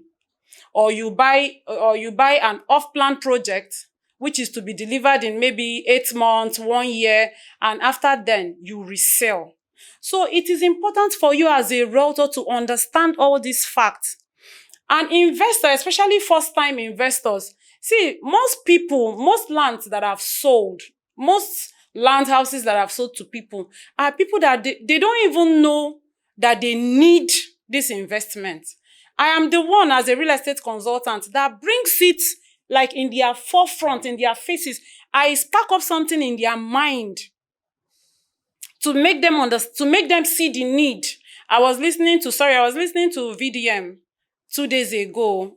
He said it was when he was in the EFCC custody that he even realized that he didn't have anything to himself. He said when they asked him to declare your assets. He said he declared his car, one 2006 model car like that. They say, other assets. Land, he said no land. House, no house. He said that was when he now knew that, I am useless. I don't have anything. And that's how a lot of people are. I have a lot of internet guys who have bought property from me. And at the end of the day, what they tell me is, Mama, now you make me see reason why I go buy this thing. Do you understand? So most of them, it is not in the forefront of their mind. You're the one to bring it out. So what kind of investment do you want to do? Is it short term? When do you need your money back? Do you want a property you buy and maybe after 1 year, you make 20%, you make 30%? Or do you really want to go all out? That is where they'll tell you, I'm not really using this money, but maybe in the next 5 years, by then, my first child will enter university, I will need the money. That is now where you pick it that, okay, this man has to do land flipping. You now know that you're going to either developed areas or developing areas where you can easily resell, where there's a secondary market and you can easily resell. So that question is very paramount. I don't joke with it. I don't joke with it. I ask you, what do you want to use it to do? Do you want to build and live there? Because there are some places where the government policies is that you can't build high-rise. You can't build more than a story building. Imagine that the man is having it in his mind to build skyscraper, and I'm taking him to that place. Number one, it will spoil my relationship with the client. Number two, he won't get what he wants. So I ask you all that questions. Are you living there? Is it a country home, especially for people abroad? What kind of setting do you want? Because most people abroad don't like houses in maybe this, imagine getting a land in Aja or Badore for somebody that is living abroad. Those places are noisy. Most of them like calm. I will ask you, the place, are you going to live there? Most of them don't mind going down to Ibejuleki. Going down to Ibejuleki because the place is still serene, it's still quiet. They still want that environment of where they are. They still want it here. So it's very, very important. Understand, ask all your questions, what they want to use the property for, before budgeting even comes in. Get a clear picture of what they want. That way, it is easy for you to direct them because they are like, you see blind people and then you see people that hold their stick. The blind person doesn't know the way, but it is you who is leading him. If you lead him into a ditch, he will fall and break his leg. So you're like that person that is leading the blind person. That is why, as a real estate consultant, you must be very informed. You must be very, very informed. That is exactly where I want to talk about, because really, you that call yourself a real estate consultant or a realtor, you need to be well equipped. Exactly. Because on the course of the business, you're going to meet a lot of people, different people. You're going to meet the intelligent people. You're going to meet people that are not too intelligent, but they need you to help them out. You understand? There are some people that they have this money, but they don't know the kind of investments to put in. It's not left for you to be able to educate them. So in that case, I think the first thing, if you really want to truly be a professional realtor, is for you to run programs. You understand? Gather experience enough. Because whether I like it or not, if you tend to want to build a very good portfolio, you need to be well equipped. Get ready to be able to defend those portfolios. Because whether I like it or not, because you've put yourself out there, people will definitely call you and engage you with questions. So in that case, you need to be ready in every part. In the part of housing, the part of landed property, tied to government policies, especially government policies, and you understand all of these they are very, very, very, very important. Because you need to position yourself out there as a professional and not just playing, like you need to really, really know it very well, what you are really. That's just the way by which that particular buyer will really entrust his hard-earned money to you. That's it. The money is there. You get it. But some of them, they are very skeptical in putting them because they really want to be convinced on exactly what they are buying. And see, most of these HNIs, to be honest, these high network individuals are very smart people. Most of the ones that I've met with, my highest sale so far is from a particular HNI. And what he told me, he said that Daisy, he's a very elderly man. He said, I've met a lot of real estate consultants. But one thing I like about you is that you're so deep and you're very innovative. He said, you give me the current information. See, you have to go all out. I read news. I listen to news. You have to know what is happening in Nigerian economy. You have to know what is happening in real estate in the US. Because they will ask you questions. They expect you to be broad. They expect you to have an answer to every question, at least have an idea. So till today, I keep going for trainings. I keep paid trainings, free trainings. I keep going because I believe that I must pick something new. It might be an information that just came out. And the truth is that the real estate market is a very fluctuating one. What happened last year, the policies that were in place last year, I know what is in place now. The ones that were there 2 years ago. So if you're relying on what you know last year to carry you to this year, it's not possible. So you have to be on your feet. You have to know what is happening. Somebody just called me last night and said, give me the update on the international airport, the Lekki International Airport. What is happening? And I told him, I said, okay, just last month or 2 months ago, they signed an MOU with the small group of companies to kickstart that development. If I am not out there, if I don't read all this, how will I know? I will maybe be biting my the international airport. Do you understand? I gave him the recent update because I have it. That is why, as a real estate consultant, that's why I hate that. You see that name, agent. If you call me agent, we will fight. That's why when Ambassador Tony was talking, I was mentioning agents. My tummy was just because there's a big difference. Yeah, there's a very, very, very big difference. In fact, the agents in Festac right now are looking up to me now because they call themselves agents. But I'm no more an agent because like she said, any training, inspections, we go for inspections every day, almost every day. Like that airport she's talking about now, they've started it. They started clearing. I went all out there myself to check. I had to see for myself because my client bought a place near there. So they've started clearing from the inside. So work has actually commenced. Work has commenced there. Okay. Oh, incredible. Thank you so much. Thank you so much. We're wrapping up already. We're wrapping up because we look forward having another section because there's so much to talk about and there is a lot that people need to feel desirable. They need to hear more. Like there's a lot. You know, when I'm talking about professionals in Orange Vibes, we are not blabbing. It's not just we just want to talk.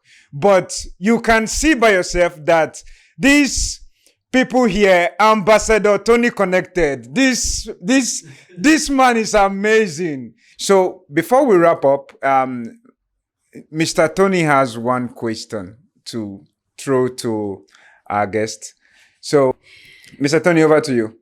Yeah, thank you very much, guys. You guys are so incredible. I'm so excited to, sit here with you guys and share all of this experience. Like, I really love what you guys are really sharing to our audience because this is very, very informative, honestly. And I'm sure they are really learning a lot right away. They're really learning a lot. So, thank you so much, Desiree. Thank you so much, Ambassador Tony Connect. You're my namesake. Exactly. Yes. So I just want to ask this question. Can we know about your what are the experiences so far? Okay. Instead of just saying it, I think let me just read it out so that we'll get the impact of the question. Okay. So I want to know what are the toughest moments you've ever experienced in the real estate business? The toughest moment you've ever experienced. Yes, one of the toughest experiences I've had was one when I was an agent. Okay. A client wanted to buy a property, saw the property, liked it, and then met with the owner, discussed price, they agreed. And then what we were using there was drafts to make payments, not what we do now. Okay, transfer and that. Transfer and all that. So the client raised his draft, we now took it to the owner's house. Because it was an owner-occupied house, a duplex, So when we were about starting the transaction and to exchange the draft and all that, the client now said, "Can we pray?" So everybody stood up. He started with, "In the name of Jesus." The seller now said, "Please don't mention that name in my house." We're like, what's wrong with that? The seller said, "Please, I'm a call Muslim. And that name is not mentioned, it's not allowed to." The client now said, the buyer now said, "But I'm buying this house. I'm giving you money. So the house is practically like mine now. So I can pray." The man said, "After you have bought, when I leave this house, because you're still going to give me 3 months to leave, that's 90 days to leave this house. So while I'm still here, please don't." That was how, and everybody, I don't, we don't carry a gun at school, that, today we have closed this deal. Wow. That was how we started begging at the end of the day. So it was a very bad experience for me. It's one of the worst experiences. The second one was this off-planting. So I talked to the clients. The client spoke to the MD of the property. We all agreed that she was going to start with 5 million naira down payment and spread the rest. Then on the day of payment, the client now said, "Please, I want to raise capital with this off-plan thing. That after paying up to let's say 50%, that she wants to sell at the prevailing amount." And it was a 1-year instrumental payment that she wants to sell at the prevailing amount in 6 months' time, even if she has not finished paying for the house. The fellow told her that you need to own the house first, pay for the house, pay for the statutory fees and all that, the documentation. The house has to become yours before you can sell. And that was how the lady backed out. So it was a bad experience for me. It was a very bad experience for me. A lot of realtors are really facing a lot of things. They are really facing a lot of things. One of them was sharing with me, a lady. She said that she almost closed the deal. Almost. Like they've inspected the property and all that. And he said, I don't know, that deal was closed, she would have made the sum of almost like 3.something million naira on the property. So at the end of the day, I don't know if it was the friend of the client that not told the guy, say, "Afa, before you pay, runs the babe." You understand? Initially, that thought wasn't there in the head of in the mind of that particular buyer. And I think it was a friend. Yeah, the friend was now sharing with him his experience that most time before they make payment, usually take advantage of most of this. You understand? So when you now told, you say, "I could just pay that, you go like that for that, I'm only far to." After all, there are some that I even pay, they're not even up to this. I'm still taking advantage. So at the end of the day, this lady refused. She didn't. That was how the whole thing just ran out. Talking about that one, I had that same experience, but not in the runs part. It was in the documentation part. You know, I think I mentioned it earlier on. Like that lady, actually, from the beginning, from the onset, made herself vulnerable to the man. And that was why, when that thought came, you know, that man had to say such a thing. But if she had been firm, look, we are doing business.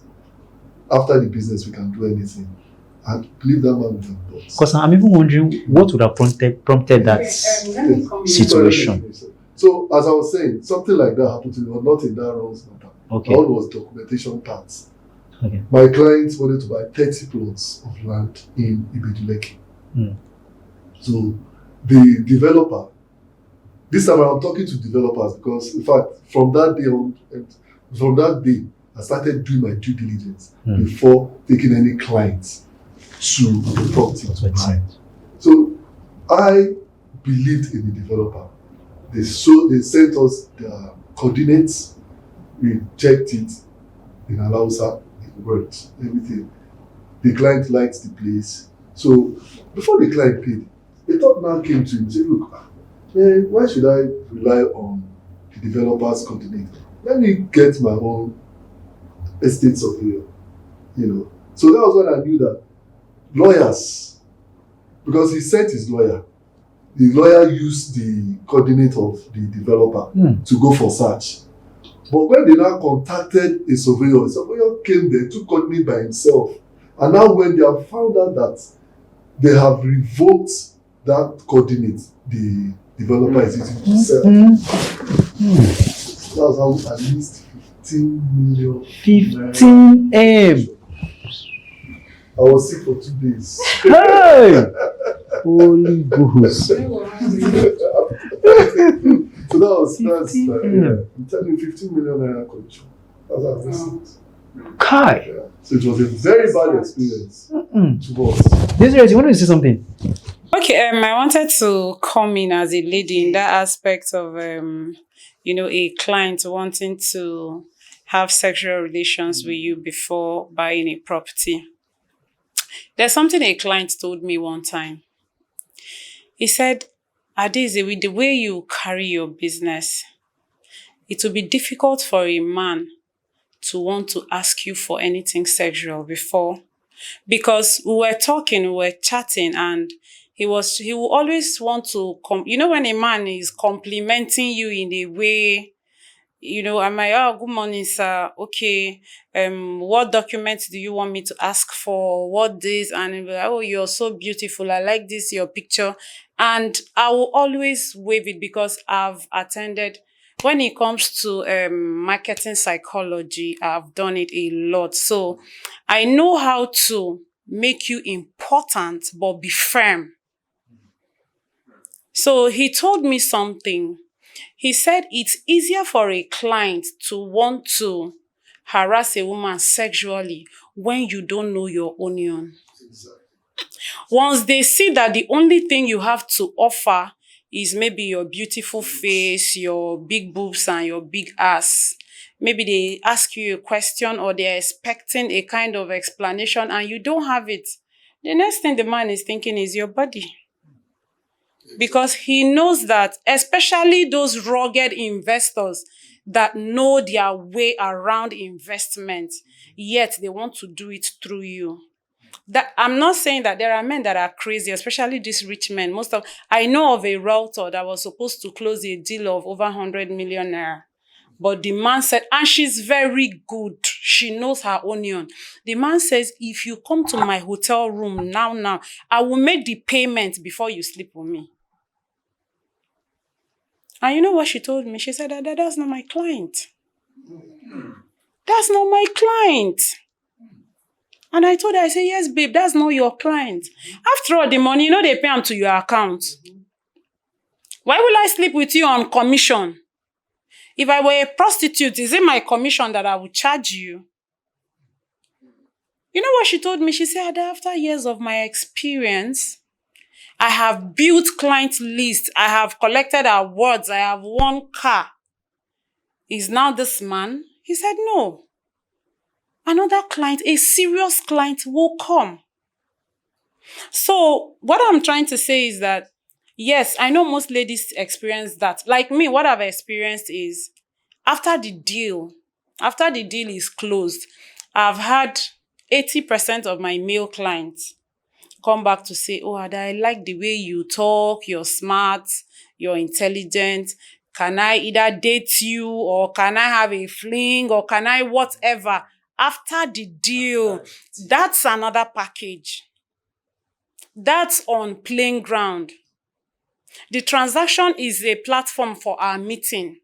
It's left for me to know if I like the person, to have anything to do with the person as a single lady. I've seen realtors who married their clients. These things happen. But for a client to say, for me to pay this money, you have to sleep with me. I'm not saying that every realtor that has had that kind of experience is not knowledgeable or is not smart, but in most cases. So what I advise real estate consultants, especially women, the truth is this market favors us more than men. Yeah. That's the truth. That's the truth. Now, so God created am. Yeah. Somebody can just see your fine picture somewhere. Oh, she's beautiful. The person comes to your DM. What do? It now depends on what you have upstairs. If you have enough information to convince the person to buy what you're selling without him looking at you 2 times.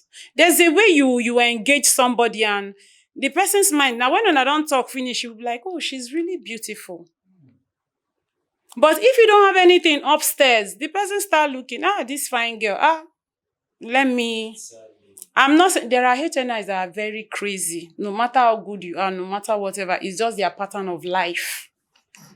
So, but to a large extent, as a real estate consultant, especially as a lady, know your onion very well.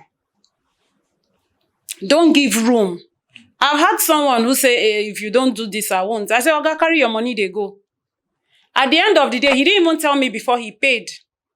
He just sent me confirmation slip and said, confirm.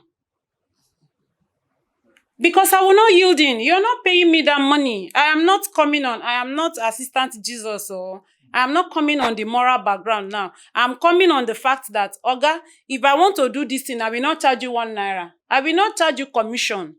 If you're buying the whole estate and giving it to me, that's another I can consider. I always say it anyway. At this point, you're even helping him. Do you understand? Do you understand? Because I will go through all the whole hustles and everything. If you have issue with the client, just like I was waiting for Ambassador Tony to finish before I tell you my toughest experience. I have a client who bought a land, and we were told that in 6 months we will get allocation. 2 years, no allocation. And this client is in diaspora. I had to go to the office. I had to make sure. That is why till today, any company I'm paying for, any company I'm selling for, I have to have a relationship with the MD. I should be able to walk into the MD's office, sit down and have a discussion with him or her. It was from that experience. I had to fight my way to the MD and told the MD, this thing you're doing is affecting my integrity. This person doesn't know you. The truth is we don't sell land, we sell our brands. It's not a product you're selling yourself. For any person to want to buy anything through me, that means the person has bought me already. So you're spoiling my brand. If I have a problem with this person, number one, my referrals, and referrals are the easiest form of sales because the person has done all the marketing for you. Your own is, okay, where is the property? How do I go about it? And that is it. So I had to, at a point, I even exchanged words with the man. He told me he's going to lock me up. I said, try it. Try it and see. So at the end of the day, I think before the company folded up, it was my client and just very few people that got allocation. I'm talking about clients thinking that they are doing a realtor a favor. It's the realtor that's actually doing the client's favor, because at the end of the day, most properties or most estates that we sell on promo. Most times we tell our clients come and buy on promo. So when you buy on promo, it means that within the next maybe a month or so, you have already gotten your ROI. And once you got that is return on investment. You've gotten maybe like 50, sometimes 50%, sometimes even 100%, ROI. So who is getting paid? Who is gaining? Is it the realtor or the investor? Investor. Yeah, the It's the investors, of investor. course. Yeah. So who is now doing each other a favor? Well, most of these clients, they think they are doing a favor by buying Yeah. from you or by investing through you.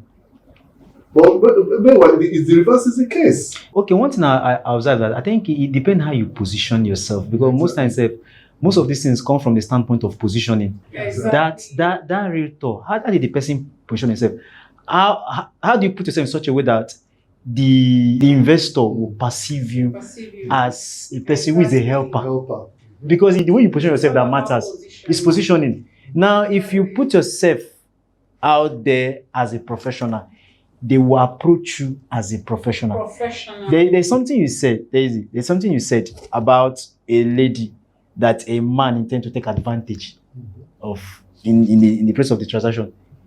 Like, on a good day, if you are very sound and you are knowledgeable about the product, your talking terms alone can never make that man to digress. Exactly. Because with the level of your knowledge, what you are engaging that person, will take that person attention out of whatever. You understand? Yeah. You understand? Because of what the detail you are giving to that person is, the information you are giving to that person is very, very, very detailed. You understand? So in that case, you as a female realtor, first of all, need to be equipped. And again, that's one. Number two, your outfit also counts. Your physical appearance counts Exactly. a lot. Mm-hmm. If your physical appearance is giving a signal, Exactly. you understand? It It's a can lead. distraction. Yes, It's a yes, it distraction. can. Yes, Exactly. I get it now. So all of these things count. So as a professional, you need to be equipped in every area, Yes. in terms of your physique, in terms of your communication, your product knowledge. All of these things count. Total package. Yes. So if you have all of these things in check, I don't think any That's person want true. to take advantage of you. I see realtors sometimes come to sites to make video and they're almost half naked. Somebody was asking me, he said, Ada, why do you wear heels to site? We'll go for land inspection. And the person said, why do you wear heels? I said, it's my brand. Yes, I'm going to the bush, but it's my brand. Because I understand that my clients are not buying the bush I'm selling, they are buying me. Yes, they are buying me. Yeah, I If think you- I had this conversation with you one time. We wanted to make video. We are not looking too good. And they said, look, I have to look good to make my Exactly. We Mm. had that conversation. Exactly. You have to be intentional in anything you do. Exactly. That intentionality You have matters a lot. You have to be intentional because the truth is, well, it's a personal thing, but I believe you should dress the way you want to be addressed. I cannot dress like I'm going to a club and go to site and make videos and put it on the internet. The people that will flood my DM are people that are coming to buy what they see on the video That's true. That's true. Very true. and not the product that I'm selling. So that's also important. That doesn't mean to say that there are no crazy investors. Both men. I have seen a male real estate consultant who has been harassed by a woman. The woman said, "Come to my hotel room. If you don't come, I'm not buying." Yes. Yes. So it's a total package. You have to be intentional, and intentionality comes from one passion. What do I want? What is my end goal? Is it just the commission? For me, it's way, way above the commission. My commission is the least thing. One thing I love about real estate is it opens you up to a lot of people. You meet a lot of clients. It opens a lot of doors for you if you know how to manage relationships. I have seen realtors who become developers. There's a realtor I know. She's a very good realtor. And she just met this elderly man that says, I have this money lying here and you're good in this thing. Come, let me sponsor you. You start developing. Today, she's a developer. Wow. Exactly. Yes, it's way beyond. How much is your commission? Commission is just the starting point. It's way beyond that. There are people who are in places of authority today that met their destiny helpers through real estate. Because the truth is, real estate opens you up to high network individuals.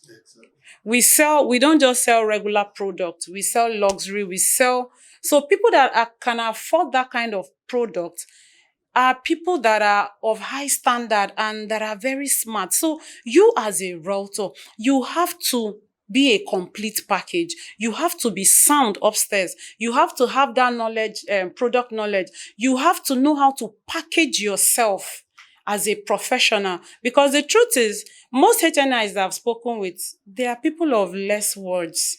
They just look at you and at the end of the day, say, okay, I'll get back to you. They'll either call you, give me the account informations of the company, or you don't hear from them again. It's after that first transaction, that is when they are now loose with you. I have a client that is an elderly man. I don't know, God has blessed me with elderly people. This man can call me and we'll talk 2 hours. That 2 hours is maybe his family. He will tell me what his son is doing, what his wife did to him in 1909, what this one, we'll just talk general talk. Then maybe just 2 minutes, you now ask me, hey, what property do you have now for me? Or how is that my place doing? Or do you understand? Because we've built that relationship. I could have something to do tomorrow and I'll call him, and I even call him daddy right now. I say, daddy, this. So it's way more than commission. So you have to be an all-rounder, be a total package. Well, I know that we are not perfect. Personally, I'm not perfect, but every day I try to improve on my... Thank That's you because so of the much. game is integrity. Exactly. As a real estate That's the number one thing. consultant, you need to have integrity. Integrity, yeah. Because I'll tell you, I had a clash with a female realtor, and that female realtor knows that although she even has a company, then I just started my company. She has a company, has more than over 50 people working for her and all that. So she, did a video on Instagram. Okay. My client saw it, sent it to me, So I checked the video, and that video was perfect. That's why it's good when you're doing video, make sure the video is very good. I already told my client about the same estate, But when she saw the video, she liked it and said to me, I should go help her check the property. She now my client gave me that lady's contact. I called that lady, she sent her one of our workers. They went to show me the property. I did a video, one-on-one video with my client. Not knowing that when my client contacted that lady realtor, she had already filled form. That was sent her subscription form. That's why it's good to be smart. As a realtor, you need to be very smart. Immediately, my client contacted her. She sent her a subscription form. She filled and sent back to her. So when I now went for an inspection, went to the office to conclude the deal, she paid. Commission didn't come to me. Wow. Went to that lady. Because she first sent her the form. I filled the form for my client, did everything, but it was a double form. But our own form came first before mine. So how did I win this lady? So it was because of integrity. Because I've been doing things with her. She has been sending me money. I've been buying properties for her. Then when this problem came, she took sides with me. Said, I don't know you. She was telling that lady, I don't know you. I just made an inquiry. This is the person I've been doing business with, and I trust him. So that was how I was able to conclude that transaction. I had to send the commission back to me. Thank you so much. Thank you so much. There's a lot. Time.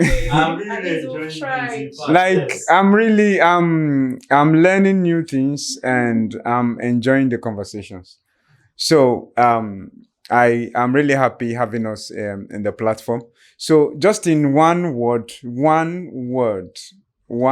please. We are out of time. In one word, there are many people listening to this. Okay. In one word, what will you say to there are clients out there, there are developers that will watch this, there are realtors. You just have a mixed multitude right now. So in one word, what will you say to these people watching from what you say?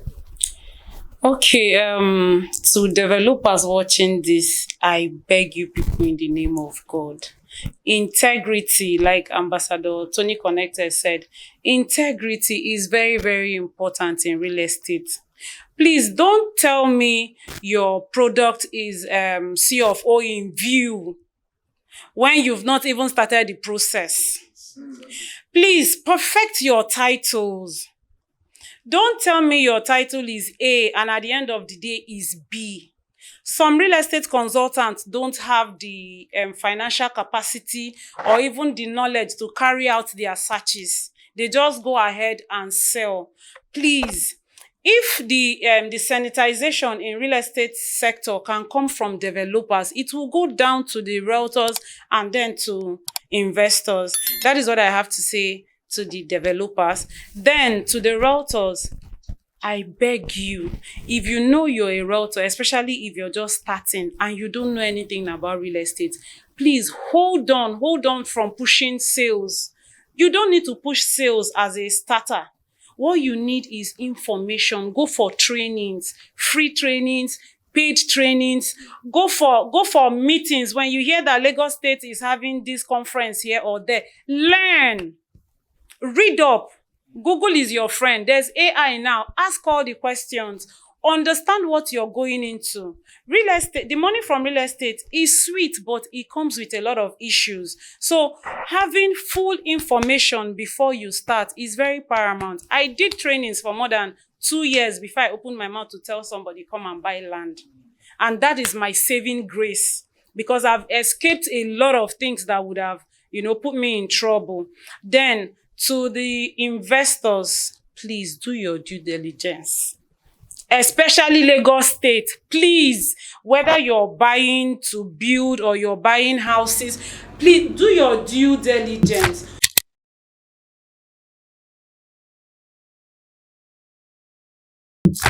Before you bring any estates to my colleagues, realtors, please do your due diligence, just like my colleague said here, and then make sure you collect money, because this is what we tell our clients, that once you buy, there'll be development. Some of you will sell this estate now. You go and use the money to go and buy another estate or go and buy G-Wagon. You'll be flexing with our money. And at the end of the day, these our clients will come running after us, that you told us there will be development. So some of you don't develop your estates. Please start developing. Once you collect money, develop your estate. Do what you told us that you are going to do. Do it. And don't go and use that same money for that estate to buy another estate, to start going and buying cars and flexing. When you go into another business, because there's one real estate company, I don't want to mention name. You collected money, instead of doing allocation and all that, in billions, he now used the money to go into oil. And he was duped. So today, that real estate company is has folded. Now putting the realtors in trouble. Now, to realtors, my colleagues, I've been, like I said before, I've been into real estate for over 20 years. But if you call me, or if I hear, or you invite me for any training, I'll be there. I'll be one of the first people to be there. Don't say because I went to one yesterday, I'm tired. But if you're going to school, you go to school every day. If you're working, you go to work every day. Real estate you can afford to, work from home.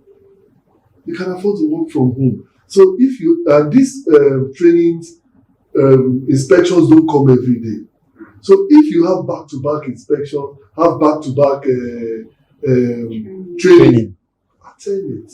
Because you're going to learn one or two things, new things most of the things they tell you, you know it, but it's going to be in a new dimension. The way you are going to, treat a client or get any information is very important. And to you clients, please, don't just go out there and look for anyhow realtor. Work with a realtor that's well informed.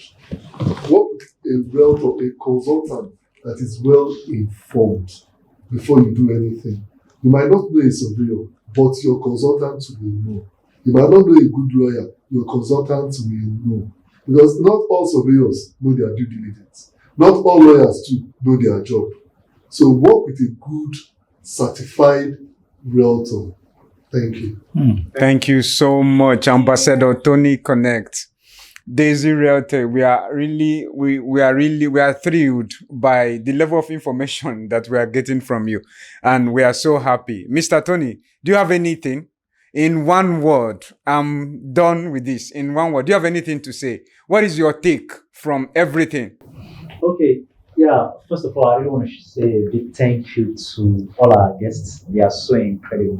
Thank you. Honestly, it's an eye-opening for what they just unveiled here in this platform. Honestly, I'm sure that people out there that are watching, they must have learned a lot, and that is what they actually need. Actually, realtors, developers, and what investors. Three of them. For everything, all the things that we discuss here, touches those three areas. Yeah. So I want to say thank you so much. And my take home is the part where you actually need an in-depth knowledge. In fact, as a businessman, whatever you do, you need product knowledge. You need knowledge of that your business, so that because that knowledge is like a weapon that you use to be able to combat the issues out there. In the sense that you only need the knowledge to be able to defend yourself. You understand? So product knowledge is very, very important.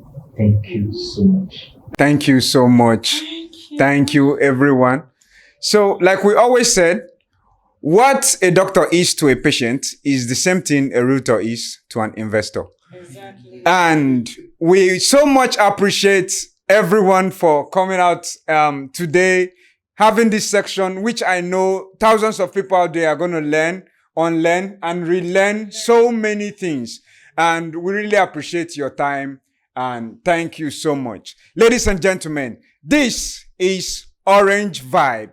Keep watching, subscribe, like, and share. Thank you so much. Thank you so much, Ambassador Tony Connected. Thank you so much, Daisy Realty. Thank you so much. We really appreciate. And ladies and gentlemen, we are done for this section. We look forward to having them in the studio for next time. Thank you so much. And finally, if you have any question you want to ask, drop it in the comment section. Yeah. We're going to find a way to attend to it. We are going to answer it. Drop it in the comment section. If we can answer, we'll contact them. They will provide an answer for it. Thank you so much. Thank you so much.